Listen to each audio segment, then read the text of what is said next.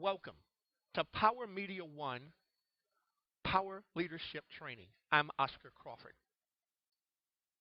Richard Grody of Dallas Performance Systems said, people take you at the value you place on yourself. That is so important. I'm going to read it to you a second time. People take you at the value you place on yourself. If you believe in your own power, other people will believe you and treat you with the respect you have provided yourself. The learning objectives of this presentation include to learn what power is, to learn why power is necessary, to learn how power is acquired, to learn how power is used, and to learn how to become more powerful. We're going to learn what power is and why power is necessary. Power is simply the ability to act out self-interest. Power is necessary to live out faith and values. Now, when we do a conference call on power leadership, we'll go into more detail. We'll have some conversations and offer you the opportunity to ask questions. This is an overview without interaction on what power is and why power is necessary to building and coaching your team as part of Power Media One. Reasons people are afraid of power.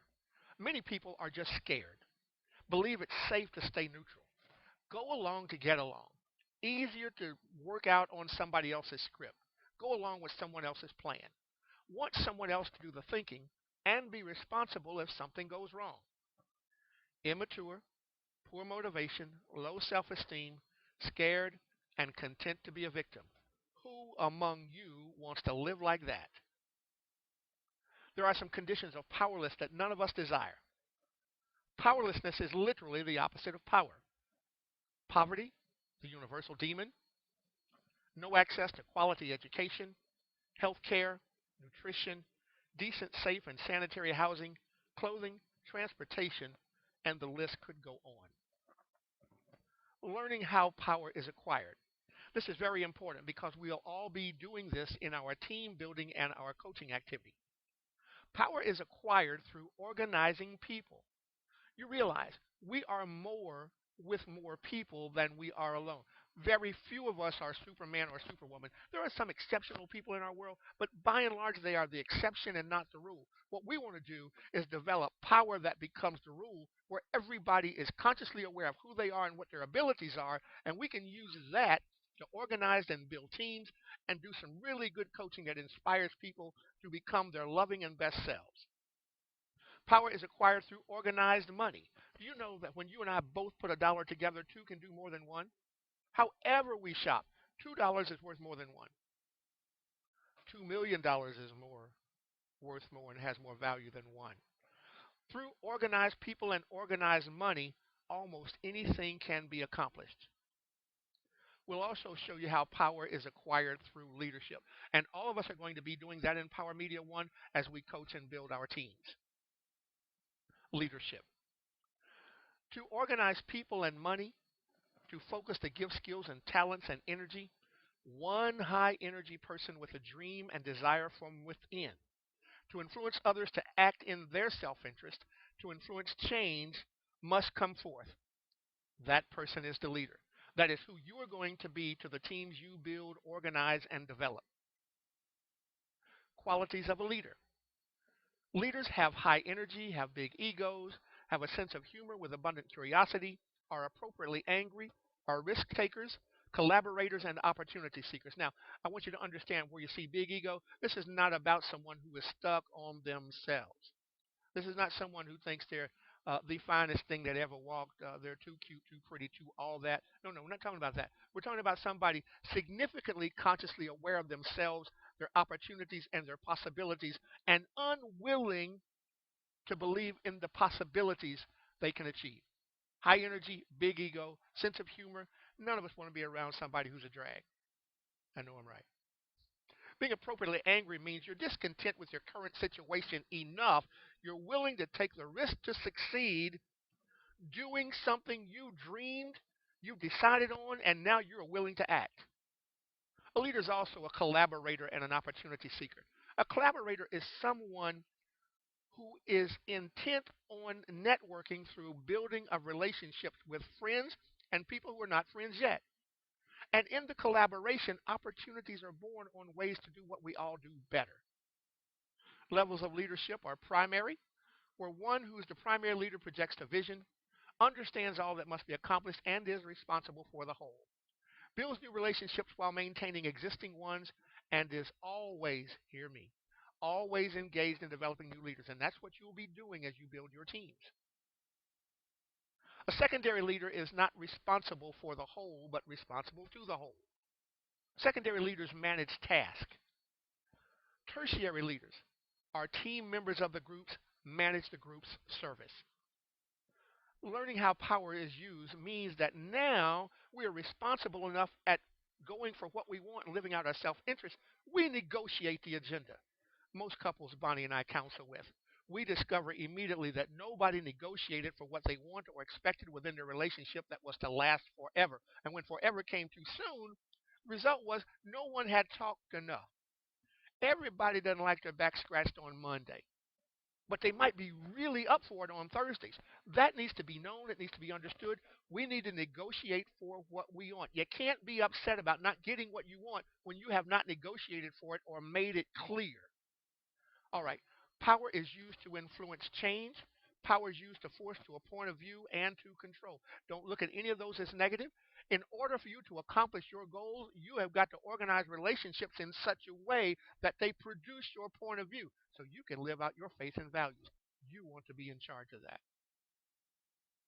Learning how to become more powerful will require you to make some new friends, have some intentional partnerships through collaboration, intentional relationship building, and the most significant way that we'll ever do this is through one-on-ones. I mean, it's good to be able to speak to thousands at one time, but you have your most significant impact one-on-one, looking at another person across the table with a cup of coffee, heart to heart. No tape recorders, no phones, no anything. Just meeting at the soul level. The one-on-one is the discovery of self-interest with another person for relationship building, networking, and the development of power. All of these things are necessary for the building of Power Media One and your teams that are part of Power Media One. Here's what we're looking for in a one-on-one. We want to initiate some relationships. Doesn't mean they'll go anywhere. We just want to be responsible for initiating them.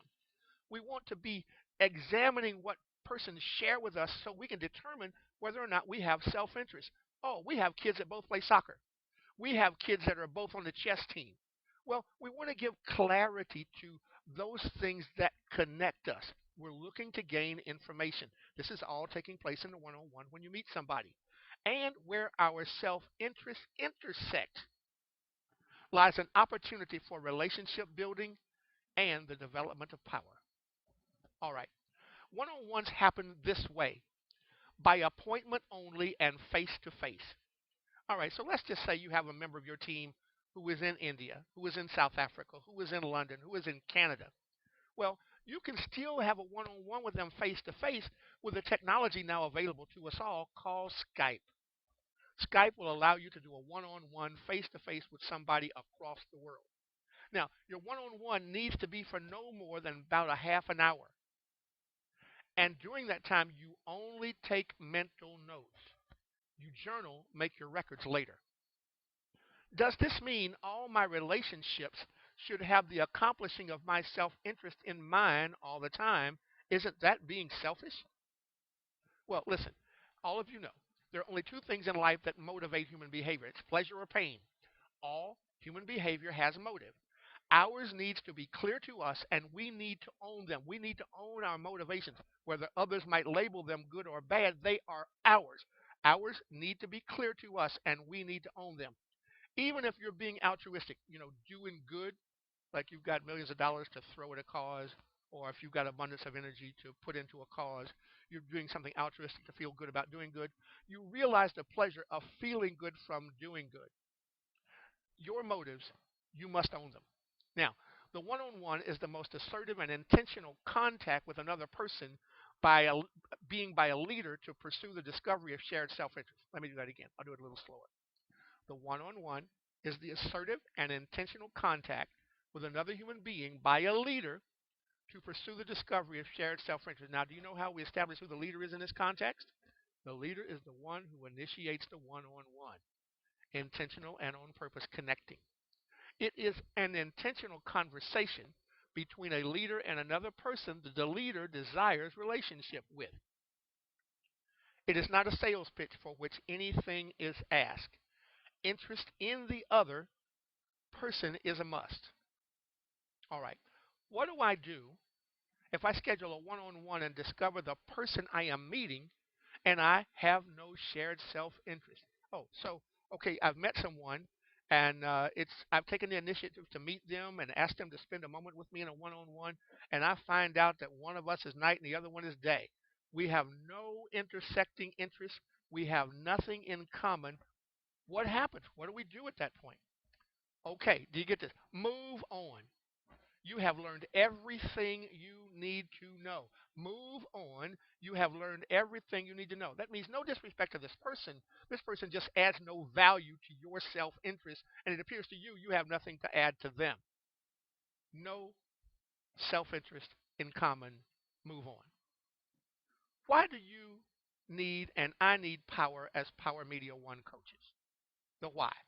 To live out our own self interest with love as the sole motivation for going forth to love as one voice, one people, expressing love for the existence of life, for personal life, for friendship, for relationship, for community life, and beyond. You know, if you never hear anything else that I'm saying, love is the motivation for all that we do. Love for life and existence. If you have really deeper spiritual beliefs, it might be love for God, the Creator. It might be love for the earth and then other human beings in life. But love is the sole motivation for going forth to love as one voice, one people, expressing love for the existence of life, for personal life, for friendship, for relationship, for community life, and beyond. To conclude. And here again, we will do extensively more in a conference call on power leadership development. I already have one scheduled. You'll see when that's scheduled on the website. I invite you to join me there. The conference calls tend to run about 55 minutes, so try your best to set aside that time to be able to be present and be attentive.